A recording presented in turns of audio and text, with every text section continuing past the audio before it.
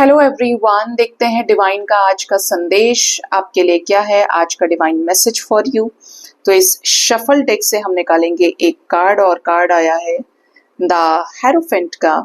आज के दिन में आपको ये गाइडेंस दिया जा रहा है इस हेरोफेंट के कार्ड के जरिए। कार्ड है गुरु की एनर्जी का, ये कार्ड है ज्ञान का, दिव्य ज्ञान की प्राप्ति का, एक अच्छे एडवाइजर का, मोटिवेशनल स्पीकर का, एक बहुत बैलेंस्ड पर्सनालिटी को इंडिकेट कर रहा है ये कार्ड। आपको कहा जा रहा है इस मैसेज के जरिए, इस एनर्जी के जरिए कि हमेशा अपने आप को डिवाइन से अलाइनमेंट में रखिए।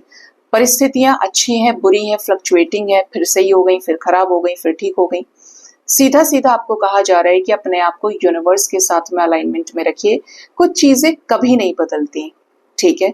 कुछ ऐसे यूनिवर्सल ट्रूथ है जो जहां के तहां ही है, और जब आप उनसे हमेशा जुड़े रहते हैं तो कोई भी चीज आपको मोह पाश में बांध नहीं सकती।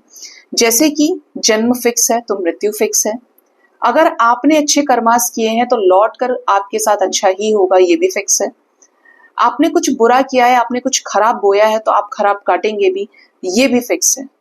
सूरज पूर्व से उगता है, ईस्ट से उगता है, तो सनसेट वेस्ट से होता है।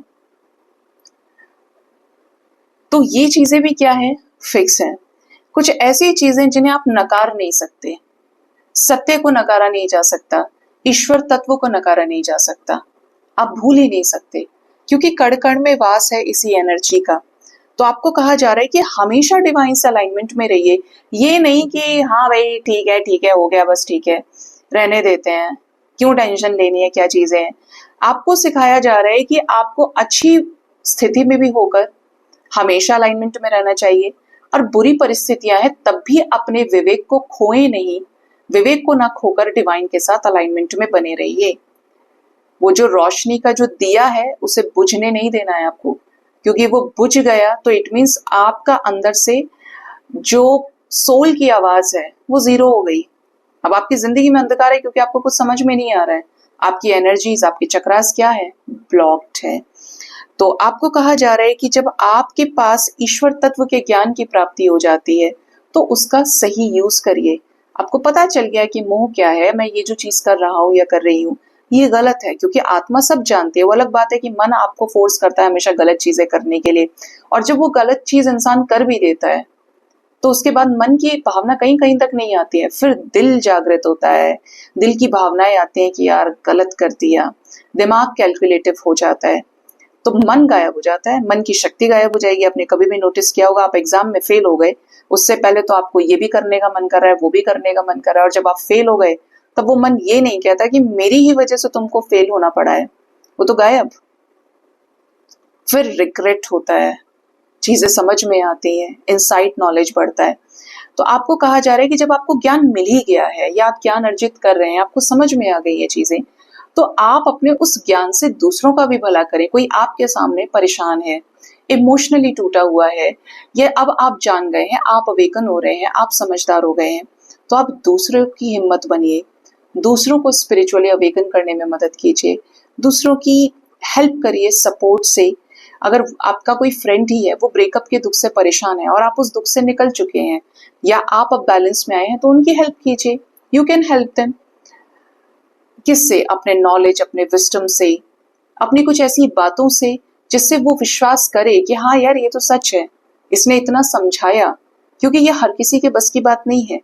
ये जो एनर्जी है ज्ञान की एनर्जी है, और ज्ञान कैसा? जो ईश्वर तत्व से जुड़ा हुआ है, जो अवेकनिंग से जुड़ा हुआ है। आप एडवाइस कर सकते हैं, हाँ बिना मांगे आपको सलाह नहीं देनी चाहिए, लेकिन अगर आपका कोई खास है बहुत तो वो आपको सुनेगा, वो आपको समझेगा, आपको फॉलो भी करेगा।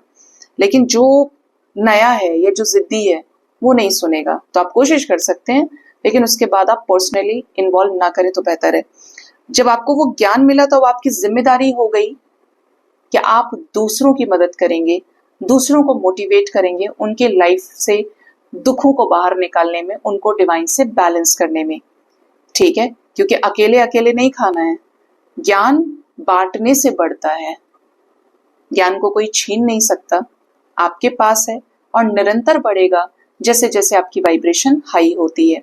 सो गाइज, कोई भी परिस्थिति है, कैसी भी है, डिवाइन पर हमेशा इतना फेथ रखिए जब आपको इनसाइट नॉलेज दी जा रही है, हर तरीके से क्लैरिटी दी जा रही है, समझाया जा रहा है, जिंदगी का सत्य आपके सामने खोल के रख दिया है, तो आपका भी फर्ज बनता है अपने आप को बैलेंस रखना।